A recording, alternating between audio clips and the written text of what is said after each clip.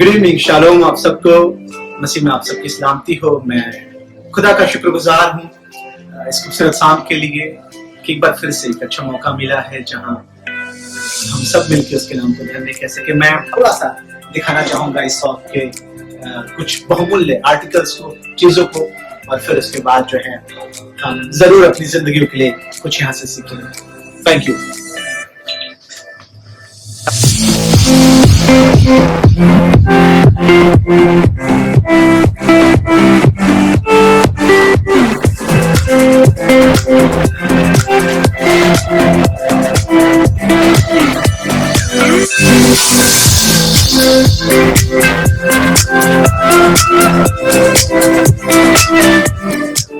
से Indian money में convert करूं तो ये तकरीबन 1.5 CR, डेढ़ करोड़ से भी ज्यादा कीमत की ये आर्टिकल्स यहाँ पे है। और ठीक इसी तरह यहाँ पे कुछ एक और आर्टिकल्स हैं।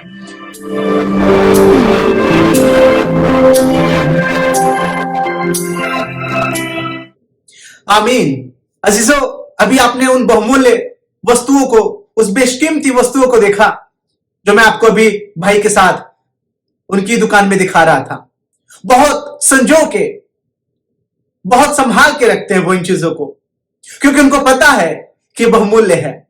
और ठीक ऐसे ही परमेश्वर का वचन यशायाह 43वें बाब और उसकी 4थी आयत को पढ़ेंगे तो कलाम कहता है कि परमेश्वर भी हमें और आपको बहुमूल्य, बेशकीमत ठहराया है। Thank you Jesus, hallelujah. अजीजों, परमेश्वर का वचन ये कह रहा, कोई मनुष्य नहीं, कोई प्रधान नहीं, कोई स्वर्गदूत नहीं, बल्कि खुद खुदा आपसे और हमसे ये कहता है कि मेरी दृष्टि में तू अनमोल है, मेरी दृष्टि में तू प्रतिष्ठित है और मैं तुझसे प्रेम रखता हूं। Hallelujah, thank you Jesus. धन्यवाद करेगा उस खुदा का।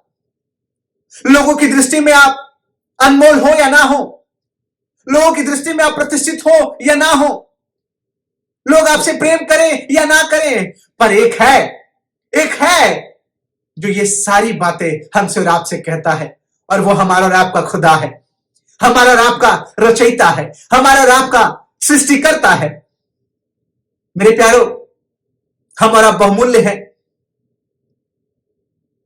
शायद घर वालों की नजर में, पड़ोसियों की नजर में, आसपास लोगों की नजर में हम आप बहुमूल्य हो या ना हो, हम आप प्रतिष्ठित ठहरे या ना ठहरे, लेकिन खुदा आज की शाम हमें और आपको कहता है कि उसकी दृष्टि में हम बहुमूल्य हैं। एक कहानी मुझे याद आता है। एक शिष्य और गुरु किसी गांव की छोर पर रहा करते थे, और लिखने वाला यूं कहता है कि एक बार शिष्य बड़ी घबराहट के साथ गुरु से पूछता है कि गुरु, जब भी मैं तेरे पास बैठता हूं तो मुझे वक्त नहीं देता, जब भी मैं तुझसे कुछ पूछता हूं तो इतनी सारी बातें मुझे नहीं बताता। क्या मैं तेरी दृष्टि में प्रिय हूं? क्या तेरी दृष्टि में मैं मायने रखता हूं कि नहीं रखता हूं? मेरा कोई मूल्य है कि नहीं है? बड़ी झुंझलाहट के साथ वो गुरु से कहता है इस बात को। और तभी अचानक गुरु अपने झोले में से कुछ टटोलने लगे। गुरु कुछ टटोलने लगा और उसको एक चमकीला पत्थर निकाल के दिया। कि अगर आज तू अपनी कीमत जानना चाहता है, अपनी अहमियत जानना चाहता है, तो ले इस पत्थर को ले और बाजार में चला जा इसकी कीमत पता करके मेरे पास वापस आना। पर हां, शर्त यह है कि तो इसको बेचना नहीं, किसी के हाथों में मत देना। और ये बड़े भौचक्के में, बड़ी सोच में पड़ गया, ये क्या दिए? मैंने पूछा कि मेरा कोई मूल्य है कि नहीं है, और ये मुझे पत्थर, चमकीला पत्थर निकाल के दे रहे हैं। हैरानी से वो देखता हुआ वो पत्थर लेके पहले अपने मित्रों के पास गया और उनसे पूछा कि यार, मेरे गुरु ने कहा कि इसकी कीमत पता करके मुझे बताओ। सब हंसने लगे उस पे, ये पत्थर है, ये पत्थर, इसकी क्या कीमत होगी? अचानक पीछे वाला एक मित्र बोला कि यार एक बात बताएं, खूबसूरत लग रहा, मैं कुछ पैसे तुझे दे देता हूं, दे दे, मैं अपने घर में सजा लेता, सजाने वाली जगह पे इसको रख देता, और उसके कुछ पैसे जो तुझे जान पड़ते हो मुझे बता, मैं तुझे दे दूंगा। अजीजों, उसने कहा कि मेरे गुरु ने कहा है कि इसको बेचना नहीं है, इसको मैं दे नहीं सकता तुझे। और वो फिर वहां से हताश होके, निराश होके आगे बढ़ता है और अपने लोगों के पास जाता, कहता कि इसकी कीमत आप मुझे बता सकते क्या? वो लोग हंसने लगे, कहीं क्या लेके आया है, क्या लेके कहीं पा गया, उठा के लेके आ गया ये पत्थर जो है, इसकी कीमत पूछ रहा हूं। कह रहे कितना होगा, कुछ मिल ही जाएगा, किसी ऐसे के पास जा जो पत्थर बनाता हो या पत्थर के बारे में जानता हो, शायद वो तुझे इसकी बेहतर दाम बता सके। वो फिर गया और अचानक रास्ते में एक बड़ा सा व्यापारी जो व्यापार करके अपने घर को लौट रहा था उससे मिला और उससे पूछा कि मेरे भाई, इस पत्थर की कीमत मुझे जाननी थी और आप तो इतने बड़े व्यापारी हैं, मुझे बता सकते क्या? और उसने देखा और बड़े गौर से देखा, उसको हर तरफ से घुमा के देखा और कहा कि तुझे मिला कहां से, ये तुझे मिला कहां से? उसने कहा, ये मुझसे मत पूछिए, मुझे ये बताइए कि इसकी कीमत क्या है। उसने कहा, अरे मुझे ये तो बता, मिला कहां से तुझे? तू ठहरा फकीर आदमी, तुझे कहां से मिला?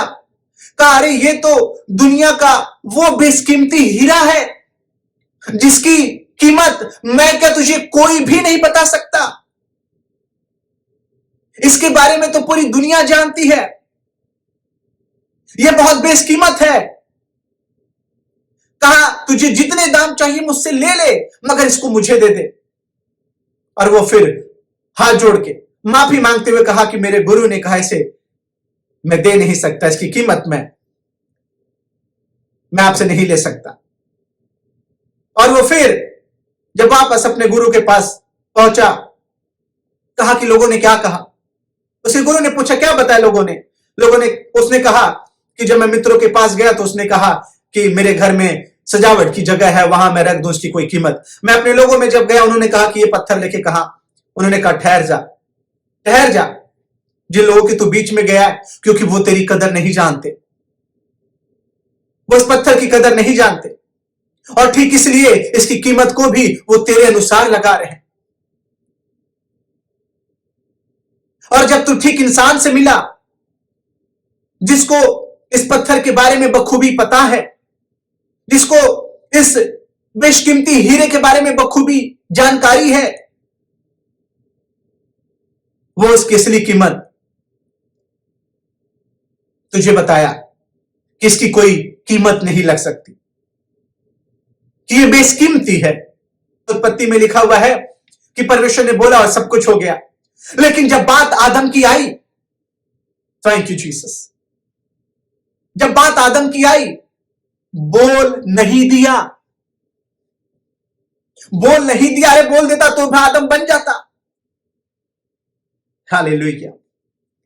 उसने अपने हाथों में, उसने अपने हाथों में उस मिट्टी को उठाया और उससे आकार दिया। प्रभु तेरा धन्यवाद हो तेरी दया के लिए। हालेलुया। अगर आप पे उसने दया की है और अगर आज की शाम आप ये महसूस कर रहे हैं कि आप बेशकीमत है, कोई आपको नालायक और निकम्मा कह दिया, कोई आपको मूर्ख बुला दिया, तो इसका यह मतलब नहीं कि आप नालायक, निकम्मे और मूर्ख हो गए। आप देख किसके नजरिए से रहे हैं? अरे जिसने बनाया है उसके नजरिए से देख के देखें, जिसने आपको रचा है उसके नजरिए से देख के देखें। आपकी जिंदगी हालेलुया बदल जाएगी, आपके हालात बदल जाएंगे, क्योंकि आप बेशकीमत हैं। आप बेशकीमत है, आपकी कोई दाम नहीं। खुदा ने आदम को अपने हाथों से बनाया क्योंकि उसको पता था, उसको पता है कि आदम बेशकीमत है, आदम बेशकीमत है। अजीजों, हम और आप उसकी दृष्टि में अनमोल। और फिर वचन क्या कहता? वचन कहता तू प्रतिष्ठित है, तू प्रतिष्ठित है। हालेलुया, तू सम्मानित है। और आखिरी बात कह के मैं खत्म करना चाहूंगा। लिखा हुआ कि और मैं तुझसे प्रेम रखता हूं, और मैं तुझसे हालेलुया प्रेम रखता हूं, क्योंकि परमेश्वर ने जहां से ऐसी मोहब्बत की। यूहन्ना 3 और उसका 16वां बाब, कि अपने बेटे को दे दिया।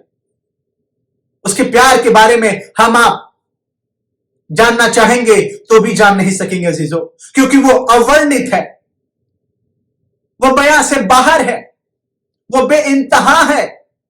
Thank you Jesus. लूका उसके 15वें बाब को जब आप पढ़ेंगे, उड़ाऊ पुत्र के बारे में दृष्टांत दिया हुआ है। एक बड़ी खूबसूरत कहानी वहां भी अंकित बाइबल में है। और वचन बताता है कि बाप के 2 बेटे थे, और छोटा बेटा बाप के हिस्से की संपत्ति लेके दूर देश को चला जाता। पढ़िएगा, बहुत खूबसूरत कहानी, बहुत आशीष देगा आपको। और मेरे प्यारो, जब वो चला गया, लिखा हुआ बाप की संपत्ति में से अपना हिस्सा लेके, अजीजों बाप रोक सकता था। वो कहता ठहर जा, तेरी कौन सी संपत्ति? अरे संपत्ति तो मेरी है। इन आंखों को, इन हाथों को, इस जिस्म और जान को, ये सब तो मैंने दिया है। लेकिन फिर भी अजीजों, वचन बताता है कि बाप ने उसको उसका हिस्सा दिया। और जब वो वापस अपने आपे में आया तो उसको ये याद आया कि मेरे बाप के घर में नौकर कहीं मुझसे बेहतर खाते हैं। और अजीजों आगे पढ़िएगा कहानी को। वचन बताता है कि जब वो जा ही रहा था कि बाप दूर से उसे देखा। ओ प्रभु, तेरा धन्यवाद हो, तेरा धन्यवाद हो कि तू हमारे हालातों को जानता है। तू हमारे उठने और बैठने को दूर से ही परख लेता है। उसको पता था कि वापस जरूर आएगा। और अजीजों वो ताक रहा था। और जैसे ही बाप उसे देखता, लिखा हुआ है कि वो तरस से भर जाता, उसे चूमता है, क्योंकि बाप को पता था कि वापस जरूर आएगा। और क्या ही बड़ा प्रेम है उसका, क्या ही बड़ा प्रेम है।